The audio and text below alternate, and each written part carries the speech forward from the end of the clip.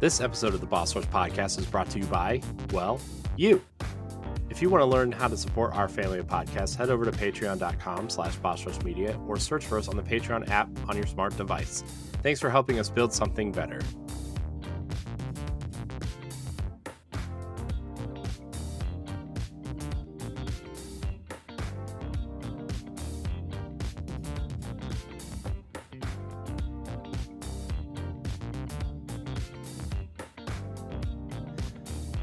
Hello, everybody. Welcome back to the Boss Rush Podcast, a great place to play games and be better. I'm one of your hosts, Corey Derrick, and alongside me, as always, is the PC muscle race himself, LeRon Dawkins.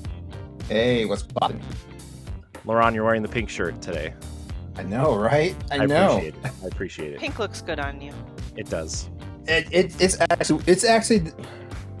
I don't know when I started wearing pink, but it was one of those colors that I just obviously avoided for obvious reasons, you know. And then one time I was like, I can't remember who told me, but they were like you probably have the right skin tone to wear pink.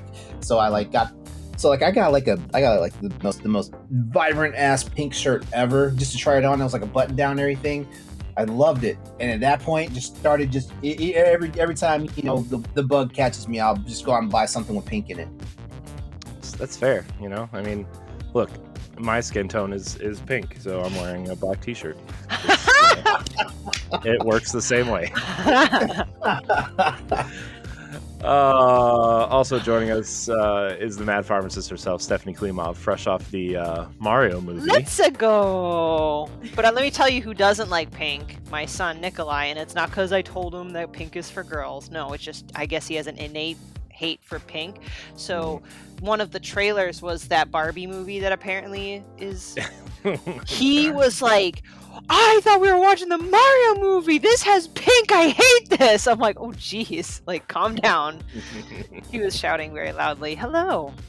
By the way, everybody is using those darn Barbie templates. Yeah. And it's really confusing me of like, is this just an actor I don't know, or is this just somebody using hashtag Barbie and it's just showing up on my feed? Because I'm not 100% sure anymore. Oh, man. Well, guys, we have a very special guest tonight. A fan favorite around the Boss Rush community, especially lately with the recent release of Tchia on the PlayStation and PC. None other than Jenny Windom, a.k.a. Kimchica, the senior influencer manager over at Kepler Interactive. Hello. Hello. Wahoo. I'm very excited for the Mario movie. Yay. And the Barbie movie. So it's a good time to be pop culture fan. Yeah. I think there's going to be a lot of good references in that movie. Yeah. The trailer honestly got me with the, like, when you see Barbie stepping out of the heels and keeping the pointed toes, I was like, I'm sold. I'm gonna watch this day one. It's great. I'll just say I wasn't really jazzed for the Barbie movie, and it was literally one of those ones like I don't know what I was thinking, but I turned to my boyfriend and was like, okay, I you can miss me with that movie, and he's like, hell no, you're going to see that movie. So I'm going to see the Barbie movie. Oh my gosh, it comes out right before my birthday, so I'm like, I'm gonna have a Barbie birthday party. I'm gonna do what like second grade, third grade me never got. It's gonna be wonderful. I'm very excited. That's so crazy that doll and that character and that brand has remained relevant for so long. Like, you know, I just, man, it's crazy. You know, I wasn't really ever exposed to Barbies because I never had I never had one, but B, never had a sister or anybody that played with them. So, you know, I swear, outside of Margot Robbie and Gosling, the acting talent that's thrown in behind this movie is ridiculous. Yeah. Greta Gerwig, Will Ferrell, Simu Liu, I love him. Michael Cera, America Ferrera, Kate McKinnon, Issa Rae. Jesus Christ! Yeah, the cast is out of this world. Star-studded. Yeah, that's crazy. I was a tomboy as a kid, so I'm not going to tell you what I did with my Barbie dolls. Did you cut their hair? I did not. Did you put them in suggestive positions? Behead them? LeRon got it right. No. Behead them? No. I had a friend that like me and him collected Power Rangers, but I scared my cat. So no, but what he would do was Oh no. Oh boy. He would put the Power Rangers and the Barbies in suggested positions and Of say that course. I mean, Of maybe this is course. I was maybe gonna this is say I maybe did this is that an as a after kid dark. too. Yeah, we Ugh, fast forwarded a little bit. yeah, maybe this is an after dark topic, but yeah, he's definitely we're gonna leave it at this. He definitely said, I saw mommy and daddy doing that once, and I was like, oh Oh no. Uh, no. No. Oh no. Oh. Oh, that's traumatizing. Yeah, especially when you're like, I don't know, 7 or 8 and you don't really understand what any of that means. Mhm. So, anyways, we're not here to talk about that. We're here to talk about we're here to talk about Kimchica and what she does at Kepler Interactive. Tell us what you do actually, because there's a lot of questions relating Uh, to senior influencer manager. That's a title. It is. It is a title. I'm like, how do I follow really uh, that topic? Really high expectations here. No, There are it's no expectations here, so that bar. um yeah, so senior influencer manager, I mean, to sum it up, basically, I'm the person at Kepler who works with anyone who is a creator and wants to play our games. And I try to find all the folks who would best, enjoy our games and try and get keys to them so they can share them with their communities and their audiences. So it's really fun for me because a lot of what I do just as a hobby is recommend games to folks. And I get to channel that along with, doing work, which is talking to people and having good relationships with folks and visiting streams and just really enjoying what people do on the internet, which is great. That's awesome. I think that's actually how we met the first time around, and then you a while ago did some stuff with Celeste, the Hmm. person who is our outside creatives director, and you know that was how we kind of connected the first time. And you're obviously at a different place now, but like that was cool that you came on, and that's kind of how we connected. And we actually have a lot of questions because of that interview, and that's how you became a fan favorite. Actually, is from the interview, and I think you were on one of our women in gaming panels at one point, and Hmm. yeah, so that's how our community knows you the most, I think. So Yeah. we have some questions. We're gonna throw them at you. The one true James has 3 questions for you. Actually, he says, "Could you walk us through a day in the life of an influencer manager?" Ooh, that changes up a little bit depending on where we're at in different campaigns. Like we just finished launching Tchia, and those days were pretty hectic. A, because we were at an event, which also was like an extra little bit of spice thrown in. I'm like trying to do convention things while also doing a launch. But a lot of times when I launch a game and we're all as a team kind of celebrating that, I'm spending all of my time just seeing what people are streaming, what they're saying, tracking a lot of data. So it's really fun. That's like the most fun for me, is just being able to celebrate and enjoy the game with everyone as it's, being experienced for the first time. Uh, then comes the number crunching phase, which is what I started this week, which is a Mm. little bit more tedious, but it's a lot of collecting information in terms of how well did the game do. I go to places like Sully Gnome, which shows us, where did it rank on Twitch? What were the average viewers for most channels? How many channels streamed it? And I do the same with other platforms like YouTube and TikTok, and it's a lot of spreadsheets and number crunching and figuring out what worked and what didn't. And then the rest of the time is really spent between researching and talking with creators and building relationships. It's very easy just to, I think influencer managers sometimes get a bad rap because you can very easily become a glorified, like, emailer, just like emailing out keys and not doing anything else than other than just throwing keys at folks. And that's kind of it. But I really, really try to bring in my community management roots and teaching roots to try and like spend time with folks in their streams even if they're not playing our games, and try to build relationships and say, hey, I'll be at this event, if you're there let's grab coffee and just hang out, and really make it more than just me throwing keys at folks. I kind of joke about it, but I really don't want to just do that. So day in the life can change it up. I'm usually at a desk. I try to go to cafes or somewhere else just to change up the scene. But it really is a lot of either watching streams and content and data and spreadsheets. Yeah, those spreadsheets. Yeah. I live in those. I feel your pain there sometimes. Yeah. I've grown to love it, but yeah, I really, oh my gosh, I like the analysis, but collecting the numbers and inputting them can get so tedious. But then again, lurk in streams and listen to podcasts. Yeah, there's also a with this whole spreadsheet thing, there's a difference between like inheriting one from somebody who like either is leaving the company or is moving on to a different position, and then creating your own. And it's like, oh yeah, oh man, I need to have it this certain way because this other way is just not great.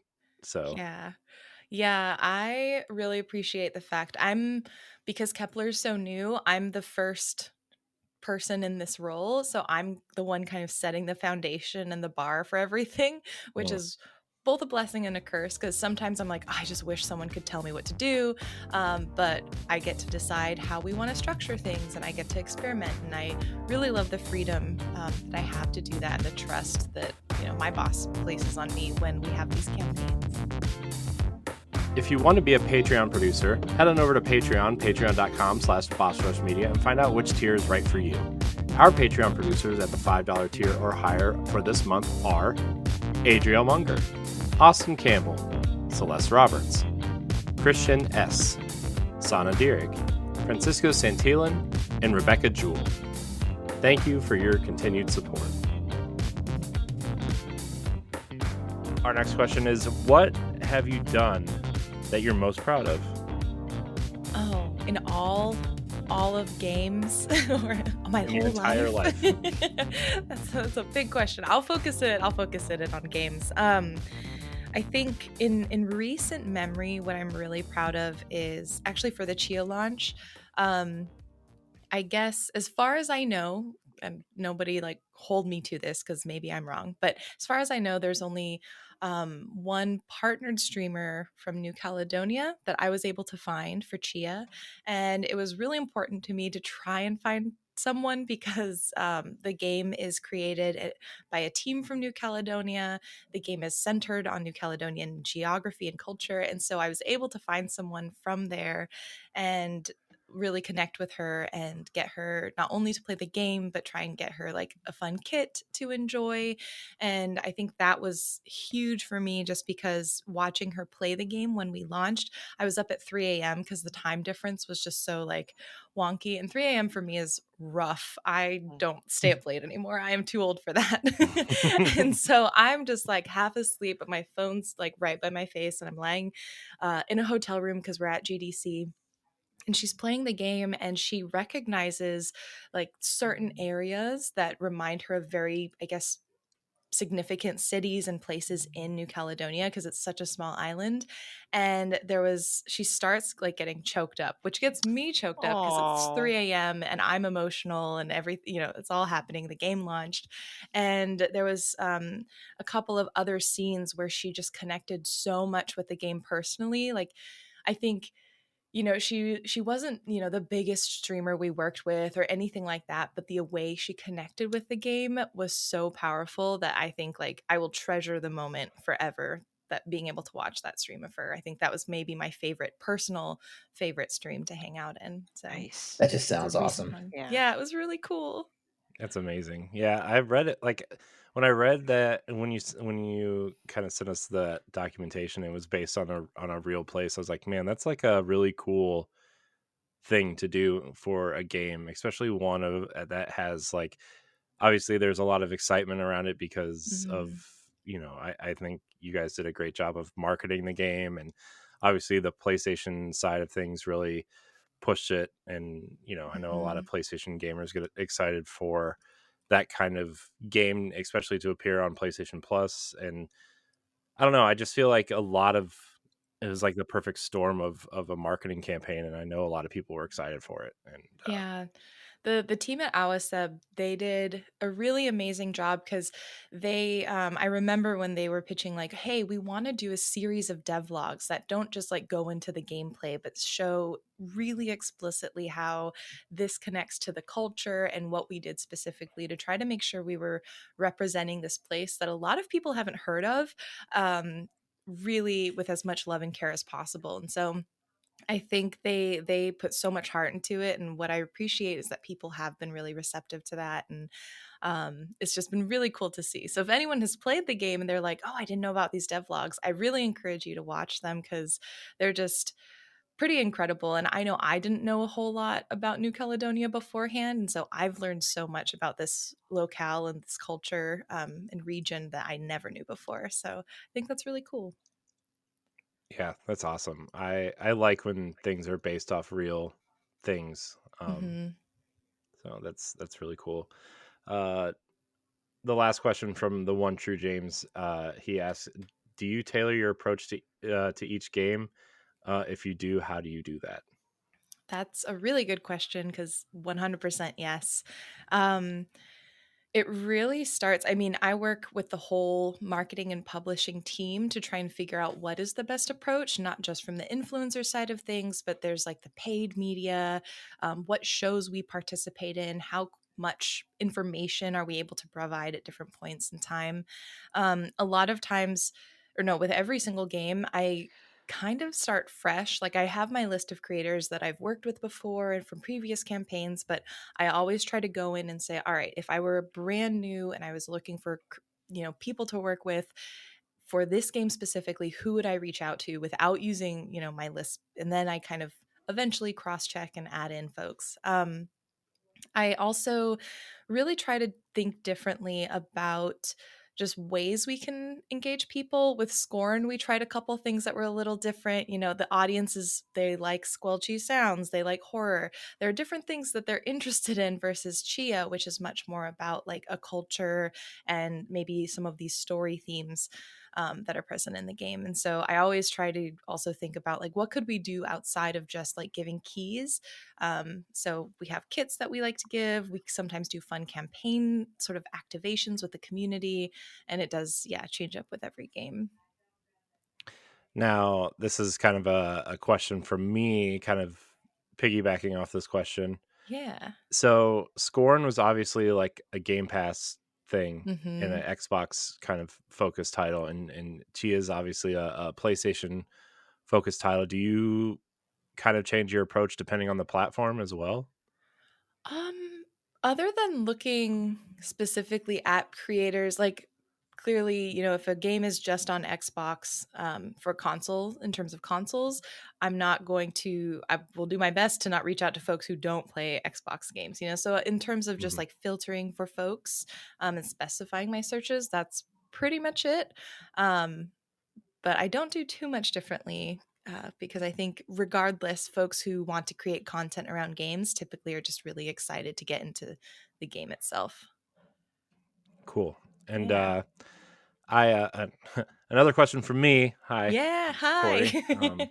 You know, uh, so and again, I don't know if you can or are allowed to answer this question because of contracts and whatever. But um, is there any chance that Chia makes it onto Xbox or other platforms? Because and we'll get into it in what we've been playing, because I turned my PlayStation on for the first time in like 3 months yesterday, and it got me really frustrated because every single thing needed an update, wasn't connecting. It was a whole thing. As You know what? Actually, I'm going to cut Corey off Nope, right there. nope. You're not obligated Hold to on, answer that question hold on. because No, he needs to play his no. PlayStation 5 more. Listen. I just would like to know if there are plans to bring it to other platforms, or if that's some sort of contractual thing with PlayStation that you're not allowed to answer, or is that a On my studio by studio choice? on my Well, authority as the head of the Crossroads podcast, you are not obligated to answer that question. I will say, I think with all of our games, we eventually would love to get them on as many platforms as possible. I can't speak to specifics, so it'll be Mhm. that vague PR answer for you Mm. today. play. Can I provide feedback I as love someone who the played the game? Blink I I twice if love it's want that coming. diplomacy. I want to see a physical edition of Tchia at some point. That's one Oh of those man, games that me I want to see. too. Super rare, limited run, any It of the better many. come in a little ukulele case. Oh my gosh, that'd be so That's cute. a free one. Whoever does the physical of this, I don't care if it's limited run, I don't care if it's super rare, I don't care if it's Original soundtrack. Kepler. There has to be an original soundtrack in there. Come on. Sheet music to play a little ukulele Let along me with it. take notes for the team. Y- Dutifully Look, writing all this down. I see you just mocking my answer. Got my No, pen. just I've got my pen. all right. Well, that was just that was a selfish question from me. No, I just because. appreciate it. And I think what's really, I mean, one thing that is important to know, and maybe for like folks listening, is if you do want things like that, Mhm, like saying it, especially on social media or on the, if they have a forum or a mhm. Steam page or whatever, it does help in terms of just like being vocal allows us to know that you do want it and helps, Mhm. it whether or not it's decided already or if we're on the fence, having Yeah. that community support is really important. So it's good to hear that. Yeah, it's just like because as a primarily an Xbox player, and I mean, I guess Switch too. I play a lot of Switch, but like most of my third party gaming and indie style gaming is done on Xbox, just because I prefer the platform, and I prefer the controller, and I prefer the services, that kind of thing.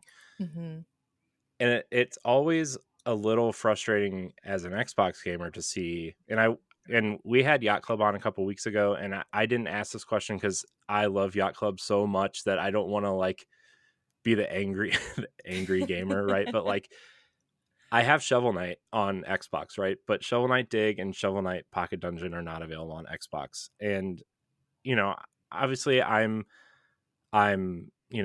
fortunate enough to have all three major consoles and a computer sitting in front of me, so I have choices to play it. But it's a little frustrating sometimes when I'm like, I would prefer to play this on a platform and it's not there. So that's kind of why I asked that question, really. And also the awful experience I had with my PlayStation last night. That's a whole other thing. That's because my plan was I wanted to download Tchia because I have finished other obligations and I wanted to finally sit down and play it because Stephanie kindly reviewed the game for us. So I was like, I should probably play this, and it was a whole thing. But we're gonna get back to you because you're more important than my first world problem complaints. Pat Klein writes in. He says, "What do you think goes into the minds of the animals you possess?" In Tchia, that's a really good question. I like the potential for deep lore here because it's like, oh, are we like sharing them like in Animorphs? I'm trying to think. Was it Animorphs Oh where my it's like you could gosh. kind of feel the presence of the My animal like still gosh. there in the back of your mind, or like even, or maybe Something it like wasn't the that. animal itself, I but don't like know. The just being instinct. in the body, yeah, gave Yeah. you the instinct. So it's like, oh, if Chia stays too long in the animal form, like, does her mind become more animalistic? I don't know. I kind of like that lore a little bit in my own head. It is not canon. I will say this is my own fanfic moment. Official move here, guys. Yeah, Chia's don't just a add it to sequel the to wiki. Animorphs. But yeah, I think, Chia definitely, because you can play as Chia and the animals. I feel like that Chia retains herself, but I'd love to think that there is some in the back of her mind, like little bits of the animal that kind of peeks through and allows her to feel a little bit of that instinct animorph style. That's cool. I would also like that. That'd be super cool. I always felt bad for the one kid in Animorphs that got stuck as an animal. Tobias, oh my Yeah. gosh, my middle school crush.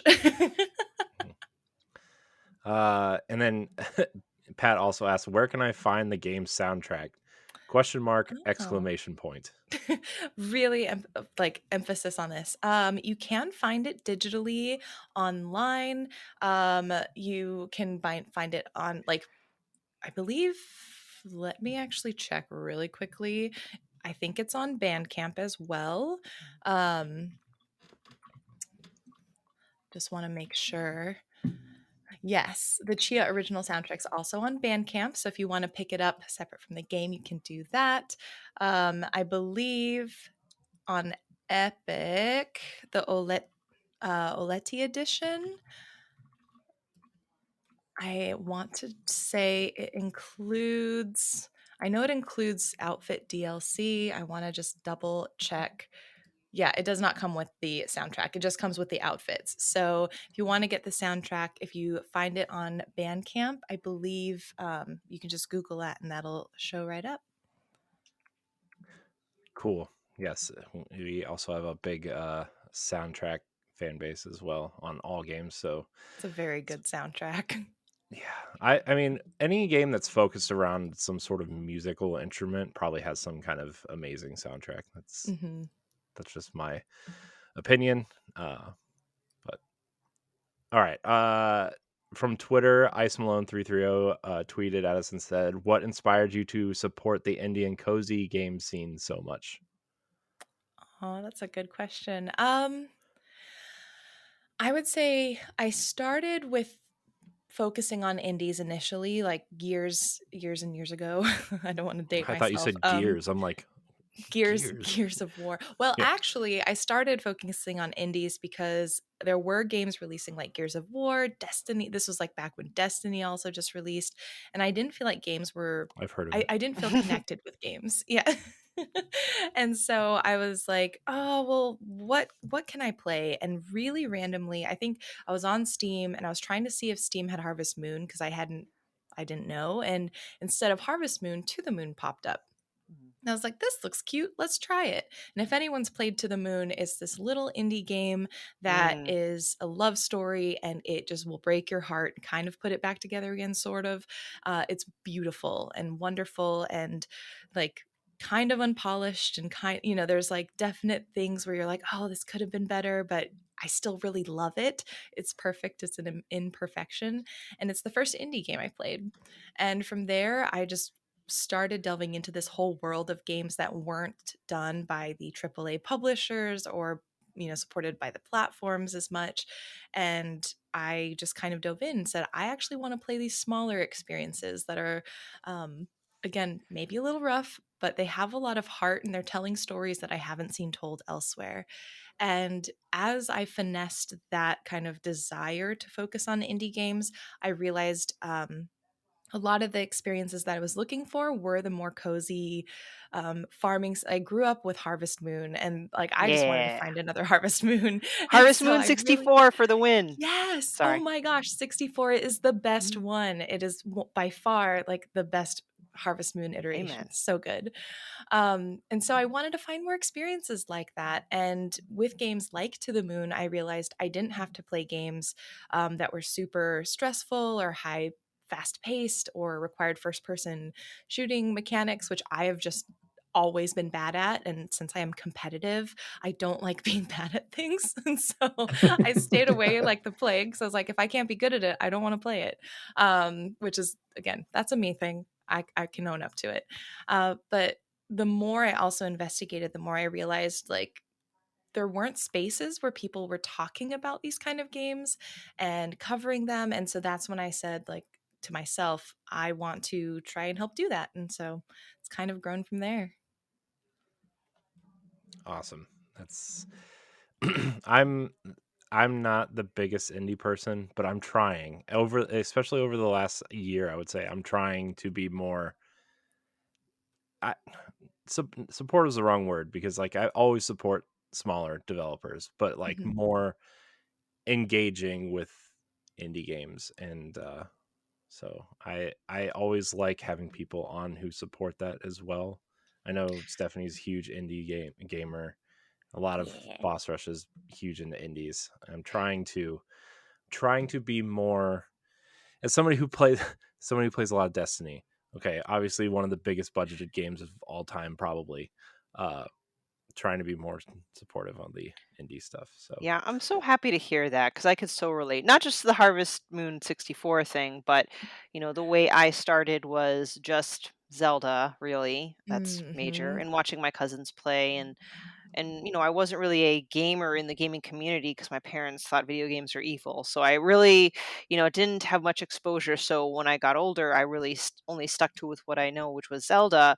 And again, I can feel it too because I am not a good first person shooter type person because I'm horrible at it and I don't want to play games I'm horrible at.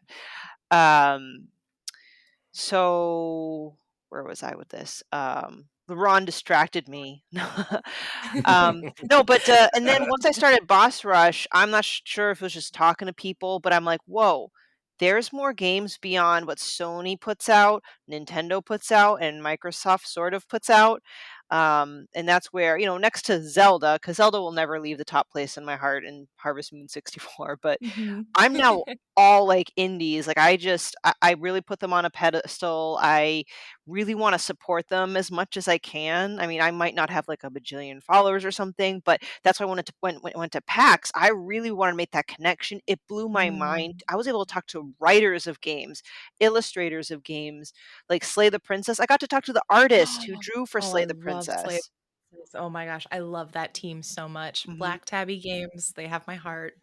They can do Yeah. whatever they want with Yeah, it. so I'm all about the indies, and I mean, maybe I'm a little biased because I'm quote unquote an indie author. I've published books, so I'm indie because I'm not with a major publishing house. So I'm all about that sense of community and also the sense of creativity. Not that the big publishers don't have creativity because they come Mhm. up with creative games, but I feel like the indie scene because they're not necessarily money driven. I mean, you want to make a living, but like Mhm. the bottom line isn't like the most important thing. I feel like they're the ones that come out with these unique gameplay styles and unique art style and the music. Yeah. Yeah.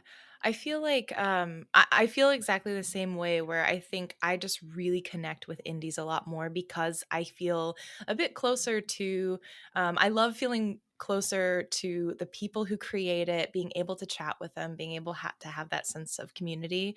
I always liken it to food, mostly because I love food and everything is a food metaphor for me. But it's like sometimes I do want a AAA experience and I want like the big steak, that's like a really rich meal, but sometimes I want something a little different. And I think it's Mm. nice to be able to like recognize that in myself. Like last year was actually I called it my the year of AAA, Kimchica with 3 A's because I played so many AAA games. Nice.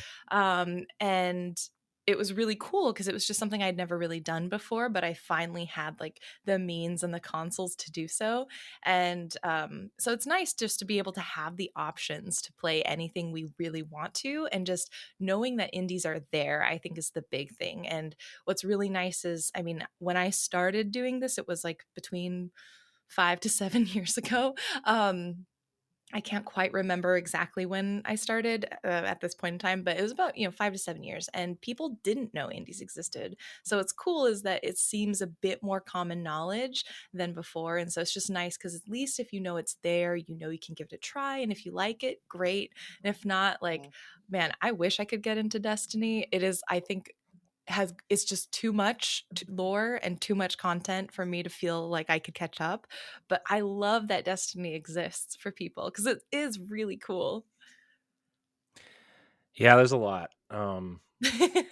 Don't look over there because this whole side of my office is all Destiny That's crap. Let's amazing. let's let's face it, it's crap. Uh, but it's cool crap. So yeah, I'm that's like we were talking a couple of weeks ago, I think maybe a couple of months ago at this point, and we were talking about kind of like our favorite games of all time. And I kind of came to the realization during the conversation that Destiny might be my favorite game of all time. As I was saying it out loud, it sounded ridiculous, but like, yeah, it's That's cool. man, so much is happening right now in that game that it hurts my brain.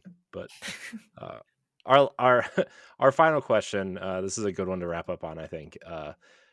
We just got it during the show, actually. Jacob McCourt writes in and asks, as a creator who works with other creators, I'd love to know what advice Jenny has for creators that are just starting to work with publishers, PR, and brands. Ooh, Oh, sounds like that's us. a great question, Jacob. That's a really good one. I would say understand that as best as we can, we want to be able to give you opportunities that fit for you, that, respect the time and work and energy it takes to be a creator. And but we also have to consider like what we're doing in terms of like our goal is to market a game essentially. And so know that we struggle with that balance and that we always want to offer you as much as we can. And sometimes, there's a balance that needs to be struck. Um, I think for creators that are starting to reach out, also feel free to actually reach out. I think a lot of times folks say that they really want to work with me or they want to work with one of our games and they end up not actually reaching out. And I'm like, no, please, like send me the email, like be in my inbox so I know you. Because if you're top of mind for me, that allows me to just like provide you with those opportunities. And this is very old news, but I still reiterate it because it's something that still just to this day can just gets me. Make sure you have your emails in your bios. And when you reach out, use the email that's in your bio so that we can cross check and include all of your links. Please don't email and just say, I would love to work on this game or I would love to do a sponsored stream and leave it at that. Provide that information so we can again, see if you're a good fit for whichever title we have and continue the dialogue. So it's kind of broad, right off the cuff. But yeah, I think that's some of the big stuff is just know we do want to build that relationship and please email in bio. Yeah, that's good advice. Everybody write that. Everybody write that down. Yeah, I think with the job that I have, I think the other thing too, and not that it's the same, it's not the same, but also if you are afraid to reach out to somebody, they're like those people are people too, and they also want to do the best at their job Mm-hmm. as much as you want to do the best at what you're trying to do, and they're just people too. So, an email is not going to hurt either. No, and I would say also, if someone doesn't respond, well, if we don't respond in 24 hours, please do not spam. That is just that honestly, I am human, and if I get like 5 emails from someone in the span of like 6 hours, I really am less inclined to want to work with you because that's just a little bit annoying. I'm just going to be blunt with that. But don't be afraid to send an email. Know that if we don't respond immediately, it doesn't necessarily mean we didn't get it. Sometimes it just takes a little bit because on any given day, like my inbox quite literally will have like sometimes 100 plus emails in it. And so working through that takes time. So know that sometimes it is just like we're one human being or two, if you're lucky you have a team, working through all of these, trying to take time to treat everyone like people and not just again throw keys blindly. Well, that's great advice. Thanks for answering our community questions. It's always good when the community wants to know more about our guests, and obviously, you know, you're a favorite. Speaking of, we're gonna jump into what we've been playing for a little bit. Jenny, if you want to go first, since you're our esteemed guest. I put down 4 games that I listed 4 games because I'm kind of like folks with books where you know how you have a bookshelf basically on your side nightstand and you're like, I'm gonna read all these books, I swear. I'm like that with games. So right now I just finished a game called Mr. Saito, which is by Laura Shigihara, and it's so good. If anyone does like games like To the Moon or Rakuin, which are both like very narrative, heartfelt indies, oh my gosh, yeah, Steph, play Mr. Saito. It's so good. Basically, you're a Japanese salaryman who, after a really unfortunate accident, basically has to grapple with this work life balance that he's finding himself struggling with. But you do so in a fantasy world filled with like llama worms and big chubby birds and like tulips that are sentient. It's just so cute and weird. I love it so much. I said Mr. Saito? Yeah, Mr. Saito. It's very, very good. It's one of those, I like games that make you cry, that are a little bit bittersweet or melancholy. That's just like my vibe. I'm Oh, a I sad see it. girl, I guess. Okay, thank And you. so, yeah, play that. I think you would really like it. Um, I'm also concurrently playing Bug Snacks, which is a throwback, but I finally am getting to it. I don't know. Have you all played Bug Snacks? Oh, the song. I The played some of song. it. It's the song. Oh. Yes. Oh my gosh. It's been in my head. I actually host like a book club, but for games. And that's the game of the month. Nice. So we're all playing Bug Snacks together. And it's so good and weird and creepy and kind of like there's body horror, but they're like, nah, but we're Muppets, so it's cute, right? And it's just I love that weird juxtaposition. Well, yeah, because it's literally like you become what you eat, right? Yes. Yeah. It's weird because they're like, could you go like get us this sentient strawberry and feed it to us? And so it's just like, it's weird. It's great. I love it so much. Lots of really good conversation happening around that in the game club. Dredge just launched too. So I'm playing that. Yeah. Are you playing it as well or Nope, thinking it's about it? added on to my list. Yeah. Oh my gosh. The eternal backlog. I don't even know what that is. What is Dredge? Did I miss something? Oh, it's like cozy meets horror. Horror, yeah. It's got a And creepy vibe. yeah, yep. But it's not like jump scares or blood or gore, which is why I really like it. It is just this constant and persistent eeriness and unease and fear that something is going to happen, but maybe it won't, but maybe it will.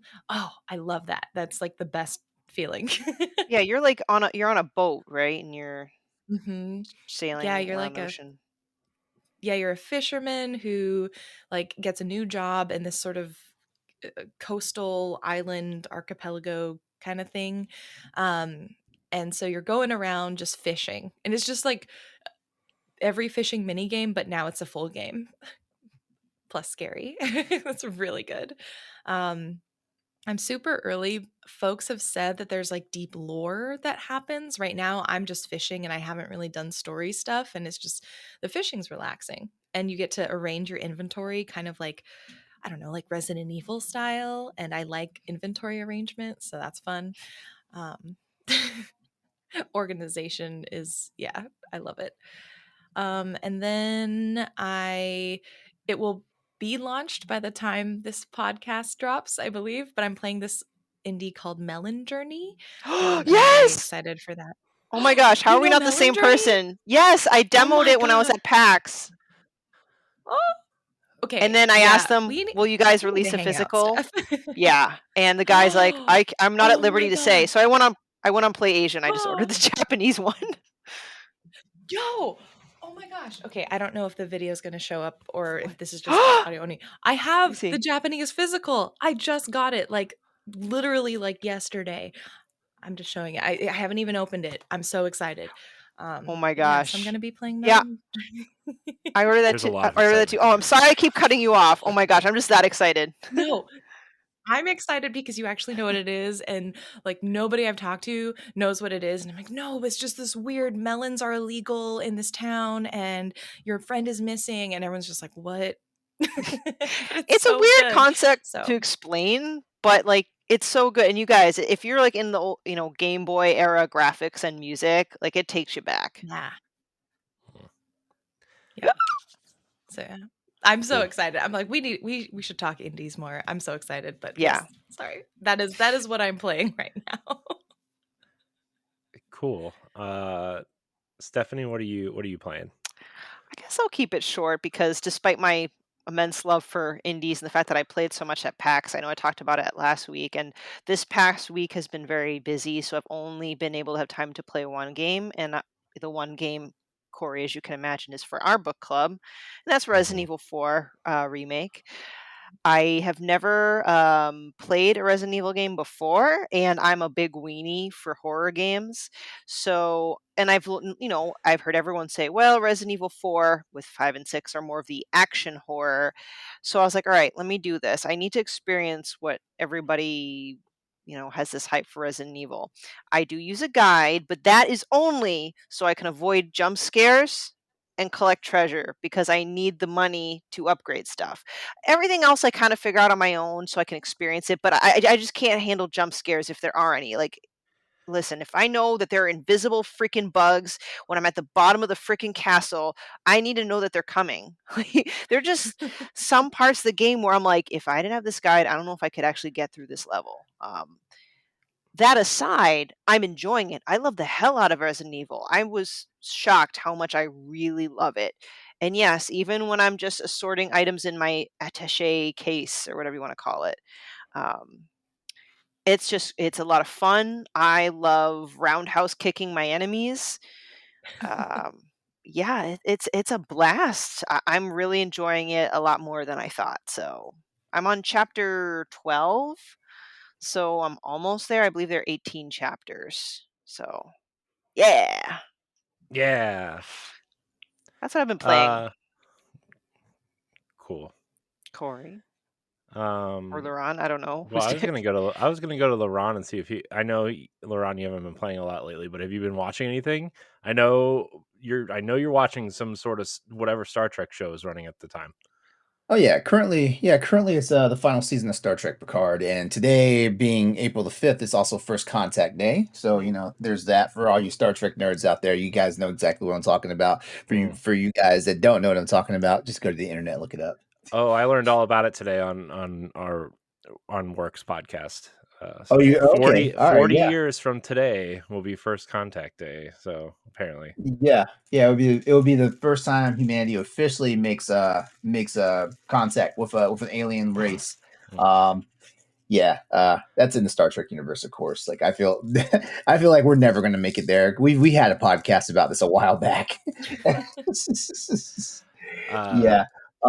But beyond that, the first season of Quantum Leap just wrapped up the reboot, and I'm probably going to watch that because I only watched the pilot, and I was like, you know what, I really want to just like dive in, not so much binge it, but I want to dive in and watch it, when there's more episodes, because of course, like all long running TV shows do, like as the season goes, like it takes breaks, there's gaps and all this stuff, and I don't have the patience for that.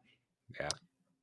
Wait, so were we also supposed to cover what we were watching? Should I be talking No, about I the mean Mario movie after? Or? I mean, I kind of put that I'm replacing one of the topics with the Mario movie. All right, then. then. Want to talk about it without spoilers? That's fine. No, that's fine. All right, keep going around. I'm sorry.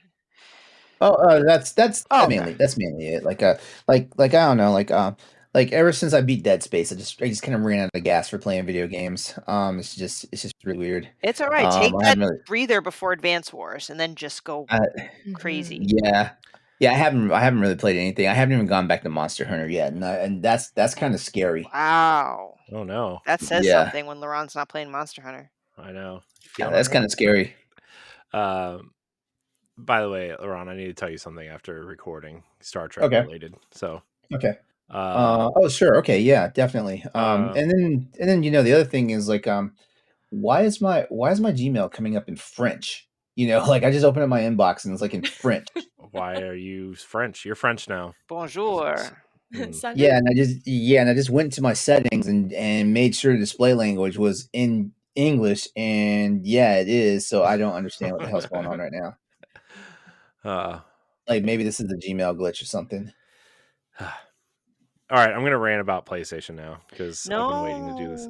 Just okay. So I turned on my PlayStation 5 last night for the first time in probably 3 months. Well, that's the problem right there.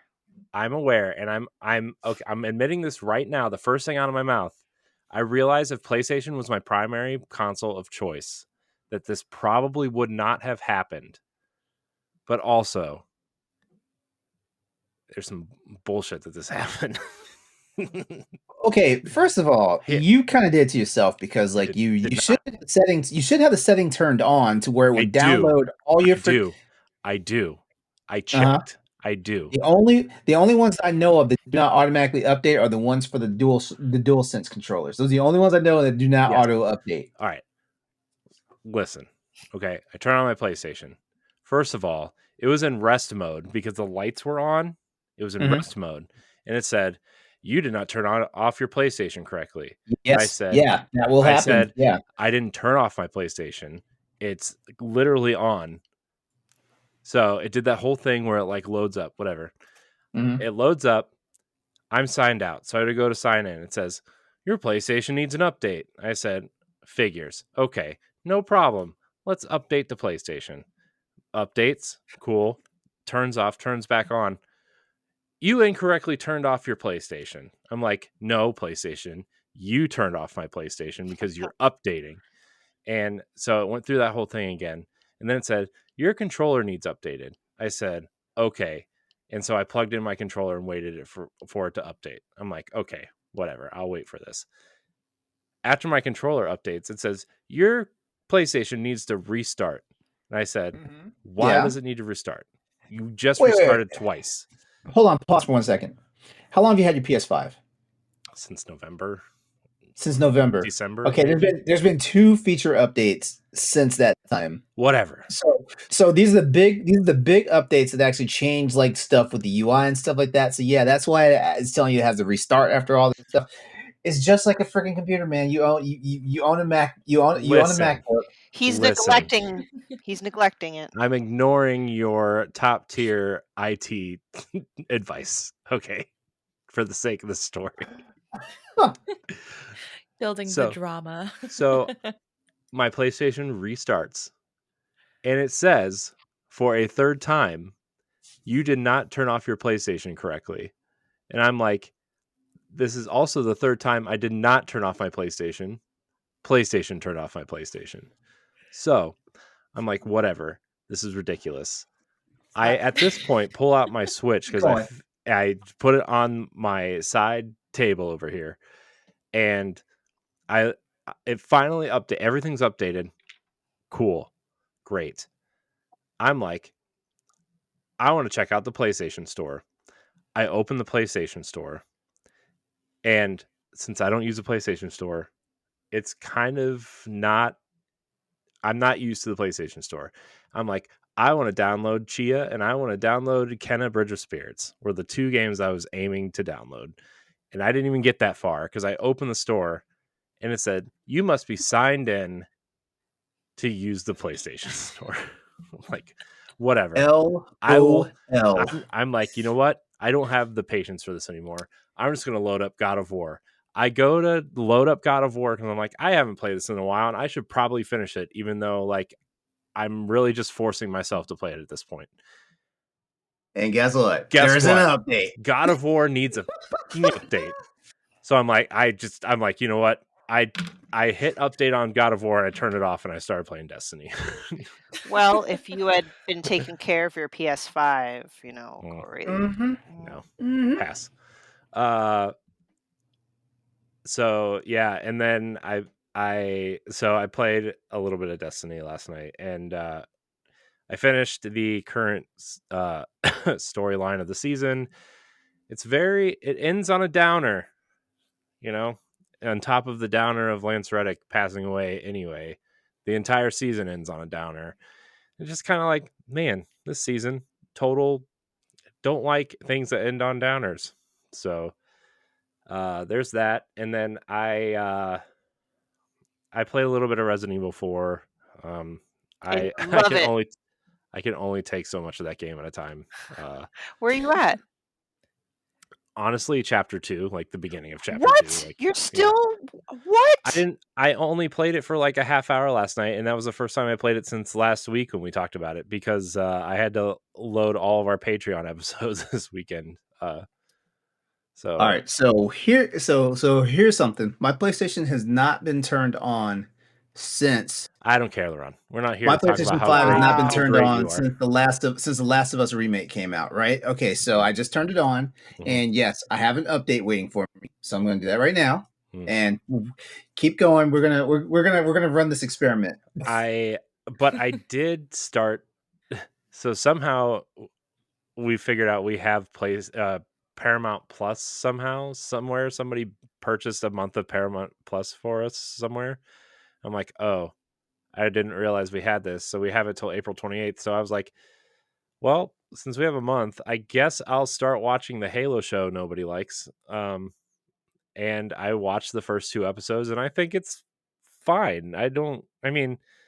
It's to me, it's not Halo, but it's a sci-fi show where everybody dresses up like Halo characters. This is kind of my perspective on the show, and I'm like, whatever. Master Chief suit and guys, Covenant look fine, whatever. Well, let me ask you this: how big of a purist are you about Halo? I'm not really at all. You're not. No. Okay, so basically, we need you to watch. We need a Destiny series to come out, a live action series, and then It's in the works. They hired. There's well. All right, hold on. My PlayStation is restarting. I now. don't care. So we're so far off topic. So in terms of Destiny shows and content, they hired the showrunner and the lead producer of the Arcane show on Netflix to come in house and produce content for them, not game related.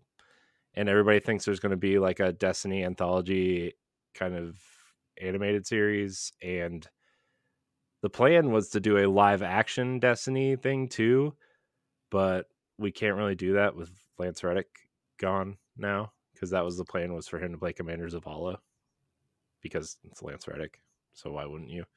But I don't know. But there is stuff happening in Destiny. And guess what? Guess who's going to be first in line to judge how good or bad it is? Josh Finney. Guess who's going to be right behind him? Me. They just need to do like every other good good movie or TV series does, just recast. Because what can you do? Well, Bungie has said that they have a line that, like, he's already pre-recorded a bunch of lines for the rest of this year and probably into the final shape, which is the last expansion. Mm-hmm.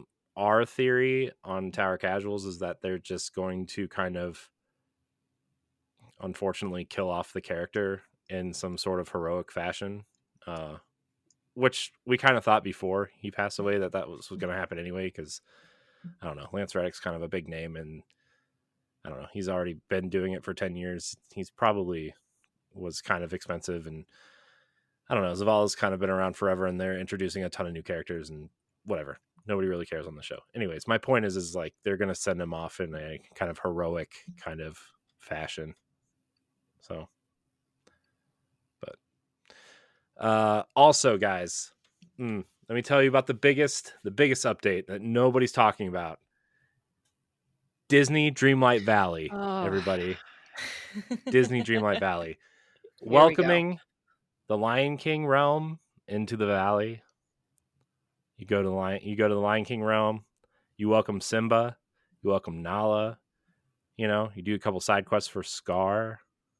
Just saying, it's happening. Also, Olaf still missing his arms because I refuse to go find them, because you have to go into the dark realm to find them, and I don't want to do that. So I'm ignoring you, LeRon. Updating my controller now. Like the actual firmware update, the software update's done. The firmware update's done. Also, guys, listen to this. Updated my house all the way. My Disney Dreamlight house. Updated Scrooge McDuck's store all the way. Updated Remy's restaurant all the way. Updated all of Goofy's sales carts all the way. And updated Moana's boat all the way. Wow, so, look at you go. That's why you're not playing Resident Evil 4. I know. Mm-hmm. I would rather be playing Disney Dreamlight Valley than Resident Evil 4. Listen, no one forced you to play it for book club, okay? You're right, but I'm doing it for the team. I'm going to do it. I'm going to finish it. Listen, if I can do it, you can. It's true. I know. The thing is I actually like the original Resident Evil. Like, well, not the original, the GameCube remake. I like that game a lot. Okay. But the rest of it, I do not, because it's scary. Wait, the GameCube remake? Yeah. What are you talking about? Yeah. That's the only Resident Evil game. Well, I shouldn't say that. I also beat 5 and 6, but those don't count because they're like more pew pew. You're talking about Resident Evil, the first game, yes, the remake. Oh, yes. Okay. I was like, what? Yeah. Yeah. Wait, huh? But I like 5 and 6 because they're more actiony and they're more like, you know. Well, 4 is kind of actiony. It's the campy Leon quotes that keep me going. So I'm like, haha, we're not that serious. Yeah, but like when the guys turn their neck sideways and you see like some Parasite, something, Plagas. come out of the side of their face and they're kind of like growling towards you. It's not exactly heartwarming, you know? You don't want to cuddle with one of those? No. Also, what's up with all the bear traps? Oh, Can we like stop with the bear traps? Like every 5 feet, I'm like trying to run away and it's like, bear trap. Anyways, Stephanie, tell us about the Mario movie.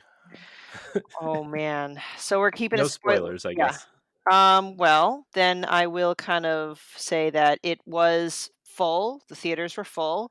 I wasn't sure if it was going to be because I know that it's a big movie, but it was also a Wednesday, so I'm like, I went at 5:20 Eastern time. So A, it was full. B, so adults and kids alike, and fantastic. I was a little nervous because Rotten Tomatoes, the critic score was really low. But then How low is it? It's at a How low is it? 46 right now. You know what? That probably is. What I've learned from dating a person that's high in like the Hollywood and like the box office and all that stuff is that, you know, like typically like the critics are gonna do what they want because like they have their own like outlook on what fine cinema should be and stuff like that. Oh yeah, the only ones that they score in the 90s on Rotten Tomatoes on the critic sides are ones that probably the majority of the average public would not watch, and it maybe will win awards on an award show that no one cares about. But like I forgot who on our Bosch Russ family shared like a quote from one of the critiques, and they were making references from movies like in the 30s. So I was like, all right, this person clearly doesn't know what they're talking about. Yeah. It's that, you know, like stick your pinky out while you sip your lemonade bullshit. You know, it's like it's like it's crazy because, you know, like I feel like sometimes these critics just really can't like see the entertainment value for something, or if they did see the entertainment value, it just burns their soul so bad to have to admit that they were entertained by it. Yeah, you know? they like didn't understand Bowser and why he looked that way. I'm like, all right, well then you should not have been reviewing this. Well, honestly, I don't understand why. You know, when I first played the original Super Mario Brothers, Super Mario Brothers, if you had told me that guy was a turtle, I'd have been like, huh? Okay, yeah, but he still looks cool. Anyway, he looks cool now. Yeah. No, it was a fantastic movie. Definitely can entertain both adults who grew up with the franchise because there's chock full of Easter eggs, just chock full of them. Also entertaining for kids. It had very good pacing. It wasn't too long. You know, and like I said, the Easter eggs could be as deep as you'd like or not as deep. Like my son would recognize Rainbow Road and the Blue Shell. Like he got that reference. The voice casting, they did great. Some people, for example, who weren't sure about Chris Pratt, regardless of what you think of him as a person, his voice actually was just fine in the movie. Like I wasn't sitting there the entire time going, "Oh, that's Chris Pratt." No, like it actually like I kind of forgot that it was Chris Pratt and I was just enjoying the characters talking. Charlie Day was fantastic as Luigi. A little bit of a nod to Luigi's Mansion with the things that he said. This is definitely an origin story. So that's where I'll stop with spoilers, like not what happened, but it is an origin story of how he kind of got to the Mushroom Kingdom. The themes were, family, Mario and Luigi's relationship as brothers, even a little bit about like approval of their parents. I won't go into that. I wasn't expecting Mario and Luigi's parents to be in the movie. So it's more like getting respect and acceptance from your parents and your relationship with your siblings, which I thought was great. Princess Peach was great as well. And I say that because as you know, I'm not the biggest fan of like girly girl pink stuff only because I just was a tomboy. And in the video games, I was always sick and tired of Princess Peach always getting captured. That was just like kind of like, well, whatever. She wants to get captured. That's the problem. Well, in this movie, she was definitely kick ass. And I don't know, this is the part where maybe other people might disagree with me, but I felt it wasn't shoved down our throat either. Like, she just naturally seemed pretty capable, which is what I really appreciated. And I felt that Anya Taylor-Joy also did a fantastic job as Peach. Um, without spoiling it, the only thing that kind of threw me off guard was the trailer clearly, and I know trailers, they take the snippets of like really good parts, so it's not like I know that it wasn't going to be perfect, but they did edit the trailer so much so where I thought Bowser's motivation and goals in the movie would go one way from the trailer versus what he was going with in the movie. And so I was a little bit disappointed in that aspect because the trailer led me to believe, because you saw the part where we collected the gold star, like, who's gonna stop me? Kind of, I'm gonna take over the universe type mentality.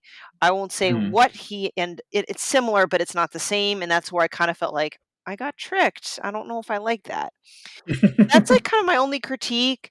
I think with Bowser's motivation, which I won't spoil, it's almost meta the way they did it. So they're kind of poking fun at Bowser's motivation, and I think that's why I still ended up being okay with it. Because they went with a popular trope. Let's see. I don't know. I'm trying to like figure out if there's anything else I can talk about without spoiling it. But you know what? And I'm gonna put this in my banter for tomorrow on the website.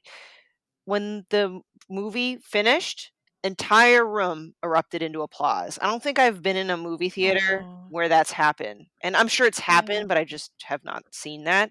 And it was incredible to have everyone, the kids, the adults, everyone was cheering. That was amazing. That's cool. The only time I've ever been in a theater where that happened was in Avengers Endgame. Endgame. Yes, Endgame. That was the first and only time I ever saw that. Yeah, so that's where I felt like, you know what? It's not just a good movie to me and my kid, but clearly it was a well done movie, or else the entire room wouldn't have just erupted into applause. So I think Illumination did a great job with the sound and the visuals, which, by the way, with music, they had a mixed track of licensed songs like No Sleep Till Brooklyn by the Beastie Boys. And then they also had like orchestral Nintendo franchise music, which I will be looking. This is cool. This is probably what took that movie so long, because the movie got delayed twice, if I'm not mistaken, right? Oh, I thought it was once. I better update my article, but I know it got delayed. maybe it was once. Maybe it was once. I wasn't really tracking it that much. Maybe it was once, but yeah, there were definitely a decent selection of licensed music. Like, I was like, dang, are we in Guardians of the Galaxy? Like, it's that kind of selection. I was like, wow. So that and orchestral Mario franchise music, so well done, which makes sense because I believe they worked with Koji Kondo to make sure they did it right. So speaking of soundtracks, that's another one that I'll be looking out for. And then you can tell Nintendo had a hand in it. They seemed to be very protective about how the story was going to go. So, yeah, and there wasn't an end credit scene. It wasn't as maybe elaborate as maybe some people were hoping, like, oh man, this is going to lead to, just for an example, a Donkey Kong movie or something. But it was still cool. My son lost his shit. And quickly on Donkey Kong, they let Seth Rogen do his laugh, and that just made my day. Oh, that's awesome. Man. So that's a big rant, but and I'm known to say like super positive things about stuff all the time, but I genuinely mean it. I think they knocked it out of the park, and I hope that means that they'll do a Zelda movie or show. Well, you did see that Anya Taylor-Joy kind of hinted that a Zelda movie was coming in an interview. I don't want. She said she hopes there's a cross. She said she was talking about Peach in this movie, and she said something along the lines of like, "Man, I really hope when the Zelda movie comes out, there's a crossover movie with Zelda and Peach in it." Oh, don't believe that. It's in a YouTube video. She says it. That doesn't mean. Well, the internet ran with it, okay, and everything on the internet is true, LeRon. Have you not heard? The internet's gonna run with it because they're Nintendo fans. Let's move on. Let's anyway, move on. Thanks for letting me talk about it. I hope in the future for either Pal Block or one of something else that we're doing, like we can do a Mario movie spoiler cast, because I really do want to see it too. I don't know when I'm going to see it. Maybe with my nephews at some point. Yeah, it's gonna be in theaters for a while, and I probably most definitely will see it again. Even my 7-year-old, which like most 7-year-olds have the attention span of a flash cube, said immediately as the movie ended, "I want to see it again." So all right. Well, we have time for one topic. Do we want to talk about do we want to talk about E3, or do we want to talk about how we choose to play games when we're finished with another game? the latter sounds more interesting, but if we talk about E3, all I'm going to tell you is I told you so. No, I know. I didn't. I was interested in someone who works for a developer / publisher perspective on that, just because we always say E3 is irrelevant because we just watch live streams all day. But that's not what. I know you let's let our guests decide what our final topic would be. Oh, the pressure. I mean, oh gosh. I mean, both are interesting. I think it'd be fun to talk. I'm curious how you all choose what to play after you're finished with an experience. All right, I will say, just E3, I think most people kind of knew what was happening without, even when it wasn't confirmed, most people kind of predicted. And I will say, like digital showcases and the showcases that are already happening, they already kind of took the place of E3. So from a marketing perspective, it's like we already have options. Yeah. So yeah. All right. But I will miss nostalgia. E3 lost its appeal the moment they opened it up to the public, and it just wasn't a press event. No, that was where they hurt themselves. And like, I'm not sure if it was because of money or whatnot. It probably was, honestly. Yeah. But probably, but I will say this. I was hoping to see what E3 could do with ReedPop, because ReedPop does PAX, and I love the fuck out of PAX, but maybe it's too late. I don't know. All right. Well, we'll save that topic for later or never. But so how do we choose what to play after we are finished with an experience? Jenny, I'm going to let you go first since you're our guest and you do play a lot of games for your job, and you are also a creator. And so yeah, how do you choose? I go for one of two, I think, more extreme things, where either I play something or I try to find something exactly like what I was playing because I want more of that thing. Or especially if I really love the experience, like when I played Outer Wilds, I don't know if y'all have ever played Outer Wilds.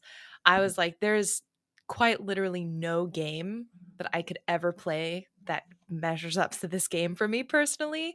So instead, I'm going to do something the opposite. And I will intentionally go like, okay, what is something that is so far away from this game? I won't compare it. I won't I can really separate myself from this experience, because then I won't constantly be like, oh, but it's not like Outer Wilds or whatever, game that I really loved. So I often try to go into like either one of those two options. Yeah, I'm definitely more of an opposites person, especially if I'm just coming off of a big AAA experience. I need a serious palate cleanser. It's hard for me to go from a Breath of the Wild or I don't know. I'm just trying to think, or like the Resident Evil 4 remake or the Hogwarts Legacy, like big games, and I'm like, I need a palate cleanse with something different. Whereas if I'm coming off of an indie game, I can just keep on going with indie games of all kinds. But I personally do like to mix it up when I have the opportunity to. But also for the podcast, sometimes I might not be able to choose, so to speak. But I try to do a difference thing. What about you, LeRon? I think I can also speak for you, Corey, in this regard. That usually once we clear an experience, we usually go back to our daily driver particular video games. For me, it would be Monster Hunter, or it'd be some of the low level, like the easy to pick off stuff. The stuff that gives the easy gratification. While we're waiting for our next gaming event. Like right now, like I said, I just beat Dead Space, and I'm technically on I'm in a lull right now. I haven't actually like sat down and actually devoted more than maybe like 20 minutes, and that's strange. Like 20 minutes of playing to play a game and stuff like that. Um, I think I have my reasons for why. Like after I beat Dead Space, like I just kind of like ran out of steam. I I literally in 4 months time, I beat Callisto Protocol, beat Uncharted 4, and then beat Dead Space. Oof. I mean, did 3 games back to back, and stuff like that. And it was just like my battery is so drained and busted right now that I don't want to even play the games that make me happy right now. Yeah, so it's just one of those things. Resident Evil 4 is out, and I haven't even bought it yet. and it was on my high. As a matter of fact, if I'm not mistaken, isn't it one of my Metacritic games right now? I think so. Yeah, I think so. Like I have to like revisit that list and stuff. But yeah. Speaking for myself for sure. Like I usually just immediately just jump right back into my daily driver games, because like these are the games that I play, and like just in Corey also, like it's games that like if you skip a beat on it, like you could find yourself horribly behind, in certain regards and stuff like that. So yeah, it's one of the situations where it's more like we're just like how like those guys who are like always in shape, they're always in the gym doing the bare minimum. They call it their maintenance workout. It's kind of like what I do. Like I'll play Monster Hunter. It's my maintenance thing. Yeah, I think for me, I have a hard time keeping up with games over the last couple of years just because of what we're doing, and I really have tried to choose my experiences carefully. And yeah, mostly it comes down to like, man, I don't feel like starting something new right now, so I'm just going to go back to to Destiny and shoot some stuff, because it's kind of mindless in a lot of cases, unless you're planning like a raid night and you need to prepare for that. Like usually I just go in and do some bounties, or clear out some lost sectors, or do some strikes or something, because it's kind of mindless and easy, and I know what I'm doing, and hopefully I get something cool out of it. And it's, as of late, like Hogwarts Legacy was our book club game the last couple months, and now I'm kind of using book club to dictate what I'm playing next, which can be good and bad in some cases. I really, really enjoyed Hogwarts Legacy. I'm not sure how I feel about Resident Evil 4 right now, but next big game I'm really looking forward to is Zelda. And so I'm kind of not playing as many games outside of the games that I'm kind of maintaining, because I'm looking forward to that Zelda experience, right? And so I want to be excited to play games, and I want to be excited to play one specific game. But, when Zelda's over, I'm going to want to go back to something mindless and kind of, okay, I don't need to like pay a lot of attention. I don't need to like focus on, oh, well, I got to get these resources to upgrade this, to go do this, to go do that. Maybe I'll play Mario Kart for a month straight or something like I did the last time. But, that's kind of how I pick and choose what I'm playing. And then I usually try to pick something different after. Like, I'm not going to go from Tears of the Kingdom to whatever the next big open world game is, right? That kind of feels, no, bad news. But Yeah, I don't know if anyone here gets open world fatigue. Like I know people nowadays use linear gameplay as a negative thing, and I don't think that's necessarily the case. And everyone's like, "Oh, well, if it's open world, I don't yeah, know." Like, I think, how do I want to say this?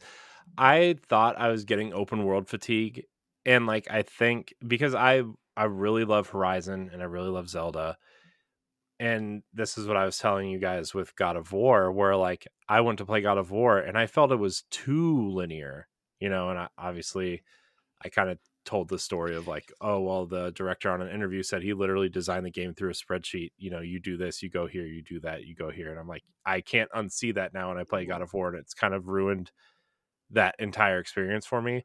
I Not love it when. not that I was like the biggest fan of the last one anyway, but like I don't know, it kind of ruined that experience. And I kind of feel like there's a section in LeRon, you know this more recent than anybody probably through Uncharted 4. There's that section with the Jeep where it's like a It's like a explorable linear. slog. It's like a linear path, but you can explore the linear path. Like, Oh yeah, I know what you're talking about. yeah, I know what you're talking or about. like Because lost. there were certain parts of the with the Jeep in Uncharted 4 that kind of like bored me, but you know.